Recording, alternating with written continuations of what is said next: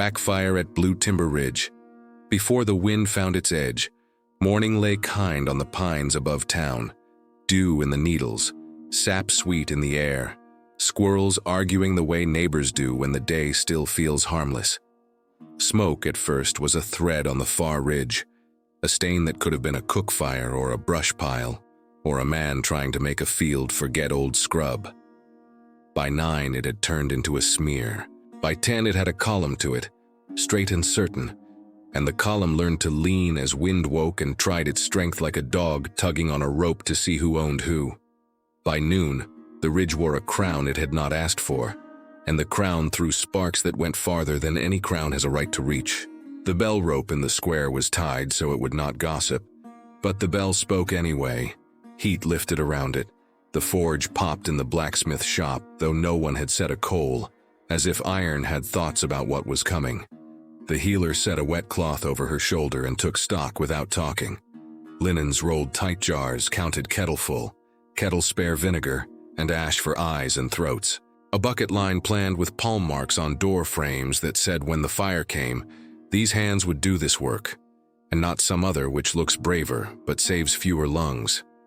On the north road, a wagon labored with a tank strapped in the bed.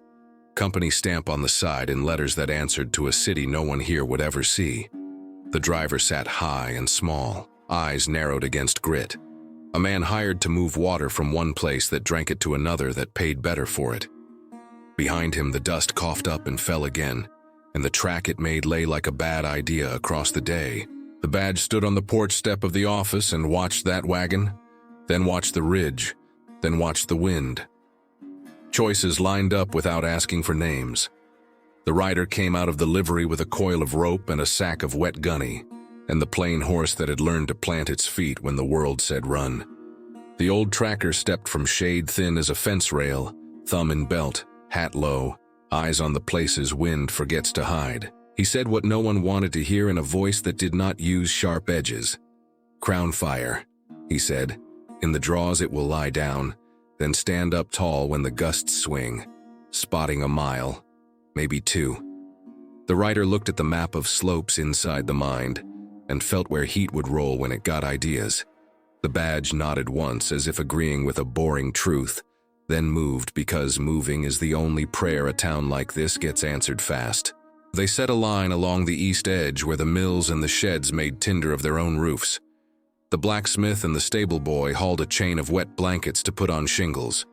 The grocer tipped barrels and gave flour sacks without counting, because counting would slow hands that needed to be quick. The schoolhouse emptied, and the teacher put a hand on each small shoulder as each small body went by and checked the weight of fear in each, and adjusted the tone so that fear would ride but not drive. The healer stood at the threshold of the clinic and tied a red rag around the door latch, not for show, but so someone running would find a place to run to without thinking. Blue Timber Ridge to the west had always been stingy with wind. The pines stood tall and tight, keeping winter off shoulders and summer off the ground. Today the ridge was a chimney. Air ran up the slope and took fire with it, stood it high in the crown, sent it leaping from green to green, in a game that does not end until the ground says enough, or the sky says no, or hands in between persuade both to take a rest. Down in the draws, juniper and deadfall made ladders. The rider pictured ladders and imagined feet on them. The feet did not belong to anyone you could talk to. The company wagon rolled into the square, and the driver reached for the brake with the lazy confidence of a man who believes paper will hold even when heat climbs the hill. He said he was bound for a mine on the east face and could not tarry to help a town that had not paid the stamp. The badge did not raise a voice. He stepped up to the hub and set a palm on the iron so hot it made skin twitch. He set a line without drama. That water would be staying in the valley until the ridge decided whether to keep its trees. The driver laughed, the kind of laugh a man makes when pride has to show its face before the sense behind it is ready. He put his hand on a paper that said, "Law." The rider put a hand on the wheel, spoke, and turned the wagon a quarter-inch toward the square well. The old tracker set a boot on the rear tire and did not step off. The driver looked from faces to ridge to faces again and discovered that letters on paper burn faster than wet sacks on shingles. He climbed down. The tank stayed. The bell swung now on purpose. The rope came down in hands and up again, and the note it made did not say panic. It said buckets. It said ladders. It said cut. Men ran for shovels and pulaskis and axes, tools that know both sides of a tree. Women filled tubs and barrels and boots, anything with a mouth that could carry wet. Children carried the small loads, not because small loads add up to big ones, though they do, but because small loads make small hands feel the weight they will be asked to lift larger later. No speeches, no plan written on a chalkboard. The town knew its grid by foot and by habit. It filled the grid with water and with minds that had put away everything that did not help in the next 10 minutes. Wind veered. Smoke rolled its bottom edge down the slope like a blanket being tucked. The ridge crackled. That sound is small until it is inside your shirt. It speaks to the animal in the spine. The rider swung into the saddle and took 3 with him. The badge, the tracker, the stable boy who had never had the right to be asked and had not thought to refuse. They climbed the south draw where the slope was less mean. The plan needed 1 line cut to dirt, 1 backfire set right, a chance given to the town to fight only the teeth of the thing and not its open mouth. They found the line 200 yards above the last shed. The ridge pitched there and turned a creek bed into a scratch of stone and hardpan. If a line were cut to ground, if the grass were scraped and the dead needles flung aside, and the small brush knocked over, and the stobs left pointing downwind fire from the crown might hesitate, might look left and right, and decide to choose an easier meal. The tracker laid a string in the dirt with the toe of a boot. The rider looked up into the smoke and measured the breath between gusts. The badge looked at the stable boy and said, "Put your weight where you see mine." They dug. Earth came up with a smell that meant old rain and roots. The line snaked along the contour, not straight like a fence, but true like a creek. Shovel blades rang on stone. Sweat ran and died in dust, and left no mark anyone could see except in the way a back learned to curse. The wind above them played with the fire like a cat pretends not to care about the mouse it is already tired of. Sparks landed downwind of the line and went black. Others landed and took, licked, then failed as a boot stamped or a wet sack slapped. Below them in town, the line of water climbed ladders and ran across roofs and poured into gutters that had not been meant to carry anything but the idea of order. Men on the mill roof set their hats on their belts so wind could not steal them, and tied themselves with rope to the eaves so they would not forget to stop when their feet ran out of room. The healer barked and smiled in the same minute, and lied to 3 people about how this would go, because lies sometimes let a pair of hands make another pass before fear tells them to fold. When the cut line reached rock on both ends, and dirt in the middle, and a width that might make a creature of flame think twice, the rider looked at the badge, and the badge looked at the wind, and the tracker looked at the color of smoke above the crowns. Then the rider pulled a coal from a small can the blacksmith had filled at the forge, and nursed it, as if it were a bird that had fallen out of a nest. He set it at the edge of the line on the town side. It hissed and sulked, then learned to walk.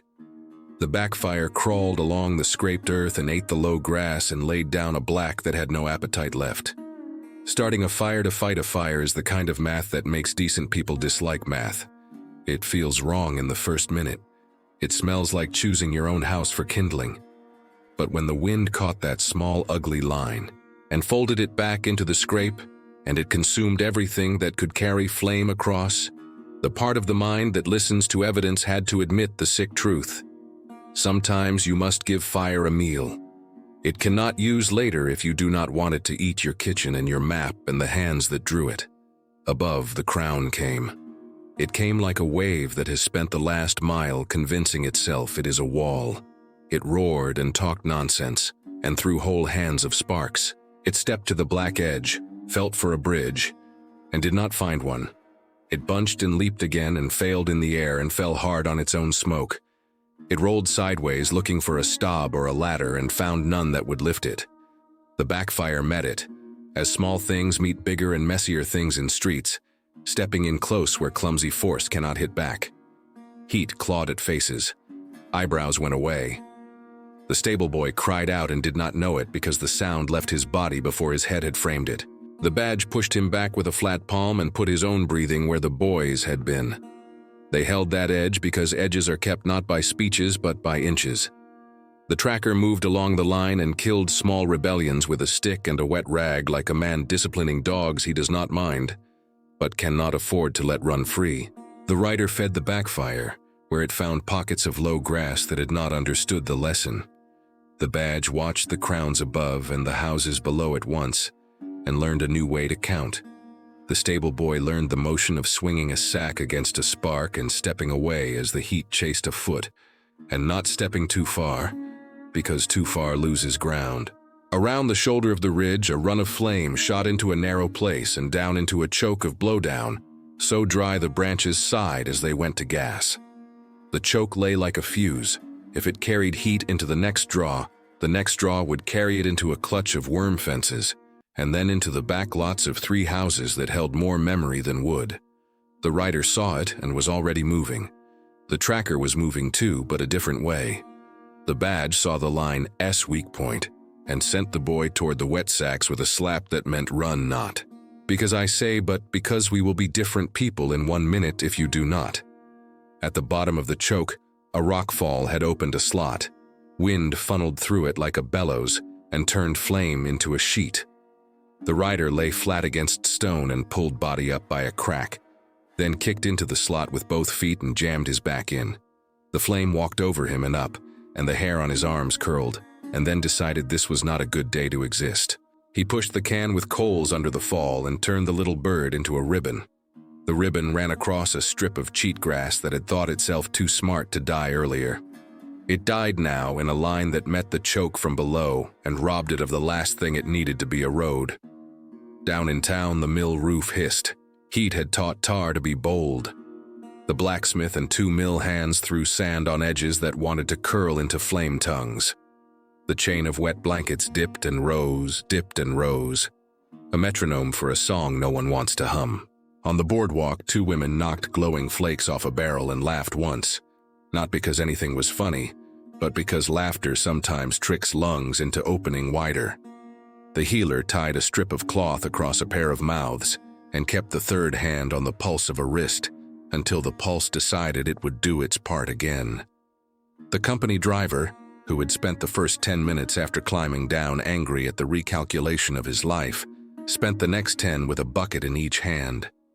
In the 11th minute, he stopped dreaming of letters on paper and found that the route between well and ladder had etched itself into his feet. By the hour, he had stopped thinking about where the water was supposed to go and got interested only in what shape it had to pour to not rebound in a way that would drag Ember back into a corner where hands could not reach. Without anyone noticing, he became useful. By 2, the ridge had burned down to a meaner thing. Crown gave way to ground. Ground worked into logs. Logs milled themselves to ash. The wind shifted and found a new sport. It threw sparks over the black the line had built and into the back of a grass patch by the old corral that no one had seen. Because men are built to forget things when fire insists it is the only story in town. The corral licked and sang and popped, and a rail went to smoke quick as a piece of paper going to a lie. The stable boy saw it first because stable boys see barns even when the sky is waving flags. He ran without asking, and without saying a single showy word, and wrapped the rail with the wet sack like a man hugging a drunk friend, until the friend wept it out. On the west flank, the tracker found a snag burning slow at the base and quick at the top, a chimney of flame in a suit of bark. He put his palm to the trunk and felt the hollow. A kick did nothing. A second kick pulled bark away and showed the rotten heart inside. He cursed without heat and looked for a windward branch to saw away and make the thing safe like a sawyer would. There was no time, no saw. He took the rope from his shoulder, looped the trunk, and leaned. Ropes are honest in a way trees are not. The snag came down into the black he had made, through sparks that fell without hope, and lay there like a man who has told his last story. Smoke fell into the town not as a curtain now, but as a ceiling. Eyes stung. Throats learned new ways to remind their owners that air is a negotiation. The healer stood in the alley where the wind ran and kept a line of water smashed on the ground to tame the dust that tries to make its own kind of smoke. In the clinic, 2 cots held bodies that had not known they had legs until those legs chose to buckle, while the head was telling bigger lies about how much more there was to do. The healer bandaged a hand from the forge, washed an eye under a trickle, and lied to a lung until the lung forgave her for it. Wind quit in one long exhale toward 4 o'clock, the way a man quits after a long argument finally runs out of words. The ridge lay under a roil of heat ghosts that made trees dance without moving. From the black line a dog walked out. Not a town dog, a ridge dog that had never done men any favors. It took the moment, looked at the people, and passed on toward the creek like a thing that knows grace when it sees it. The rider sat with back against rock and discovered the skin on both forearms had learned not to need hair. The badge took off the hat and fanned smoke out of the eyes and swallowed a mouthful of water, and meant to keep it. The tracker looked up to read the sky to see whether the wind had really quit or was only catching its joke. Down the line a voice came thin and steady. The teacher stood on a ladder with a small boy in one arm, and a bucket in the other, and asked for the next wet sack. It came. She placed it on the eave where Ember had persuaded Tar to try again. The ember failed. The boy breathed in the smoke that lingers at roof level and did not cough because his body had decided to do as it was told for once.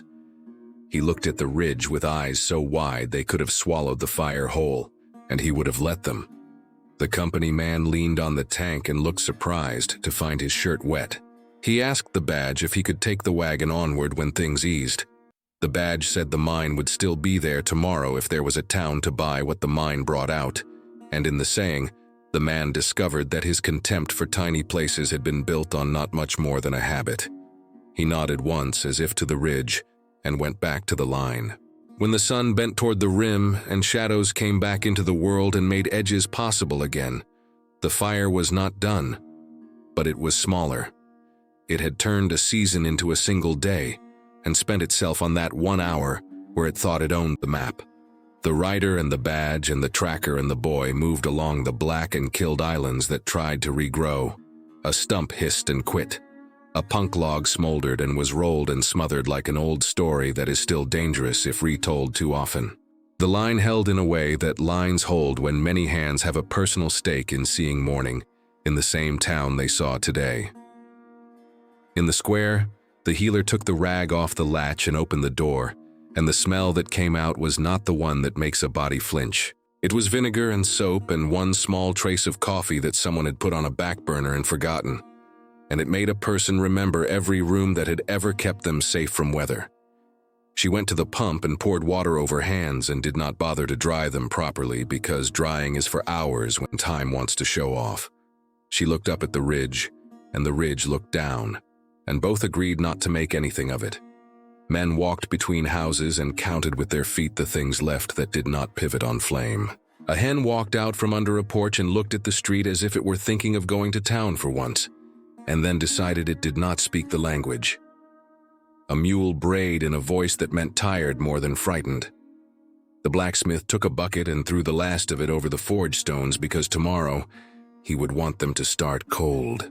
The grocer opened the store a hand width and passed 2 small bags through to someone who had helped all day and had nothing on his table to show for it yet. At dusk, the line at Blue Timber stopped being a line and became a long smudge that would mean something different to anyone who looked at it later. Some would see ruin. Some would see luck. The old tracker would see where the next good mushrooms would pop when rain decided to stop playing brews and start being water again. The rider would see a border that had to be walked each morning for a week, with an eye for smoke that looks like a lie. The badge would see a lesson it would be hard to describe to men who write law in rooms where wind never visits. They did not sleep at once. A town that has fought heat spends an hour trying to remember how to sit. People went to their thresholds and sat on steps that still held the warmth of the day, and the US of the thing finally arrived to knock out the eye that had carried itself like a banner all afternoon. Words were soft and few. Someone said he had never felt fear like that. Someone else said he had, and it had been funny because it had been a dance and not a fire. Someone made a remark about how even smoke smells sweet when it is leaving. The healer walked the line of houses and counted through windows and doors, as if heads were candles, and she needed to know which ones burned low enough to need tending before the next hour turned the old day into the new one. At full dark, the ridge pulsed in places like coals under a roast. Stars came up and ignored the whole show. Coyotes let their voices ride along the edge of the world as if darkness belonged to them again. The rider tied the horse, took a blanket, and lay by the bridge. The badge sat at the desk and wrote 3 lines in the book in a hand that always looked like it was telling a joke even when it meant the opposite. The tracker slept like a man who knows how to. On his side under a wagon, hat over eyes, knife near, mind empty enough to hold a dream if one knocked politely. The stable boy sat on the last step of the livery and found out that tired can be a taste on the tongue, a flavor with edges like iron and dust and bread, and a little sweetness from a neighbor who handed over the last of a jar without being asked. Sometime in the night, the fire decided to test the line again. It sent a tongue down into a gully that had not gotten the sermon. A mule made a sound a mule makes when a cat walks along a wall where no cat should be. The rider stood without opening both eyes and was halfway up the slope before the second breath. By the time the badge had his boots on, the rider's rope had already cut a snag's ankle and laid it into black. The spark died small. The town slept through the last of it because the people had earned that kind of trust from their own luck. Morning came with a wind from the opposite quarter, cool, almost shy, like the valley trying to make an apology, even though wind never apologizes, it only moves. The ridge smoked in small ways and in one long way on the north end, where the company had cut a line last year, and never walked it again to see whether grass had said thank you or I will remember this. Men went up with shovels and found 3 trees deciding whether to be since they had never been asked as plainly as this. The trees decided to stay this year, which is not heroism, just a choice. The company driver asked for paper and found there was none that could help a man eat his pride in a tidy way. The badge, who understood how to hold a thing like that without breaking it, said, if the man wanted to say he had delivered water to a customer that had not been on his list, he could say it and no one would argue. The man did not. He said he had stayed because a line of wet blankets is a signed contract in its own language. He climbed onto the wagon with shoulders that had been added to in the night. He flicked the reins, and the horses moved with the rhythm of animals that learn early that they are always in stories other creatures tell themselves. By noon, cool shadows moved again under cottonwoods near the creek. Children walked where they had not walked yesterday, and found under ash a patch of ground that sprang back under their feet in a way that made them think about races later, when lungs had truly forgiven the day. Women opened windows that had been shut to hold smoke out and let in the smell of pine pitch cooling after a bruise.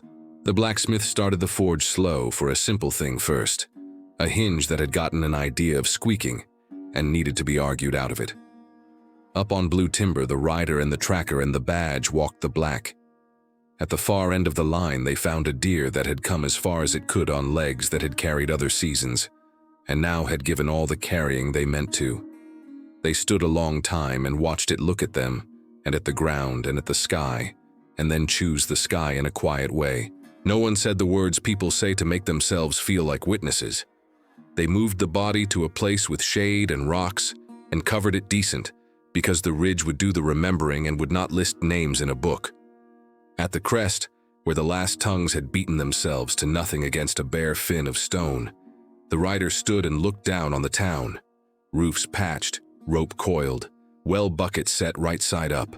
No banners, no bunting. A lamp in the clinic window even though the sun was high, because lamps can be thanks as well as signals. The old tracker spit and said the next wind would come from the west in 3 days and carry a smell of the ocean none of them would ever see. The badge said he did not mind being lied to by wind, as long as it lied in favor of the town for a spell.